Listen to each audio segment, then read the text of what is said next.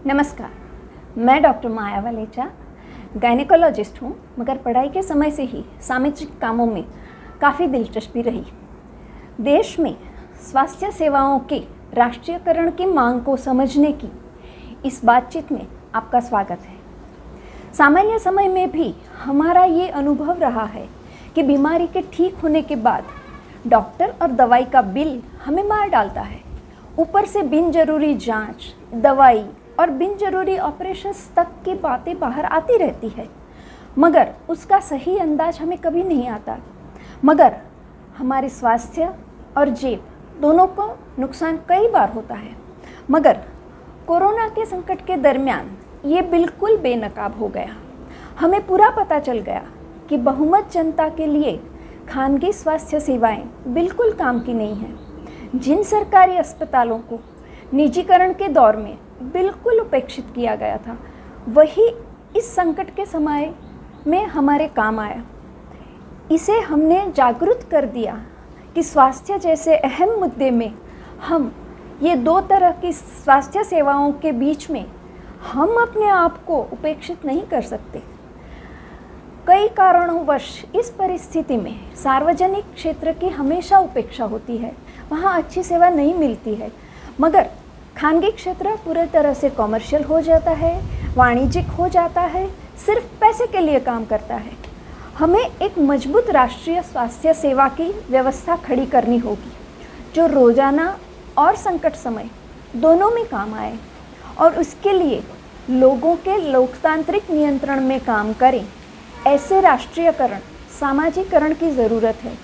इसके लिए हमें मांग उठानी है, कुछ मांगे लेके आगे आना है।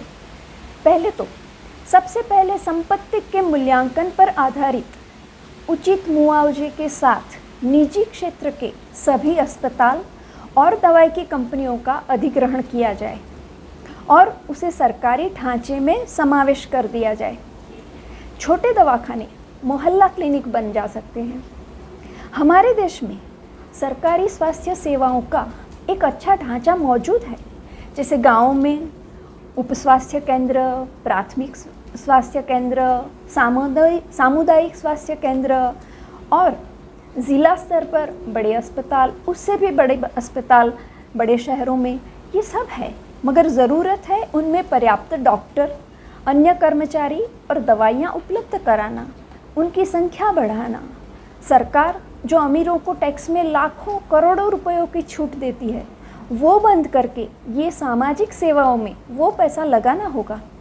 डॉक्टरों को बारी बारी गांव में अनिवार्य रूप से जाने के कानून पेपर पर ही रह जाते हैं, उसे हकीकत बनाना पड़ेगा। उन्हें एक अच्छा गरिमामय वेतन दिया जाए, मगर गांव की सेवा उतनी ही ज़रूरी है। और हाँ, ये पूरी व्यवस्था लोगों के हित में चले, उसके लिए अस्पताल को चलाने के लिए बनी कमेटी में हॉस्पिटल के स्टाफ के साथ साथ सीधे सिर्फ इसी काम के लिए 2 साल के चुने गए उसी विस्तार से लोगों को रखा जाए। हर महीने एक सार्वजनिक मीटिंग करके लोगों की शिकायत और सुझाव सुने जाएं। सुझाव बॉक्स को वहीं खोला जाए। अस्पताल आए हर पेशेंट को एक सर्वेक्षण फॉर्म से अपना अनुभव देने की सुविधा दी जाए। किसी तरह भी एलोपैथी, होम्योपैथी, आयुर्वेद या अन्य स्वदेशी सभी उपचारों की अच्छी ज़रूरी बातों का समन्वय करके स्वास्थ्य के शिक्षण से लेके सेवा तक ये सब लोगों तक पहुँचे, इसकी एक व्यवस्था बनाई जाए। हमारे सुरक्षित भविष्य के लिए लोगों को सरकार पर यह सब करने के लिए एक दबाव बनाना पड़ेगा। यही हमारी आज की प्राथमिकता है। आप जहाँ भी हैं, गांव में हैं, शहर में हैं, लोगों से इस बारे में चर्चा करके एक बहुत बड़ा जनमत बनाना पड़ेगा। स्वास्थ्य सेवाओं के राष्ट्रीयकरण की मांग को लेके सरकार पर दबाव बनाना पड़ेगा, तभी हमारे जीवन में, हमारी स्वास्थ्य सेवाओं में सुधार आ सकता है। नमस्कार।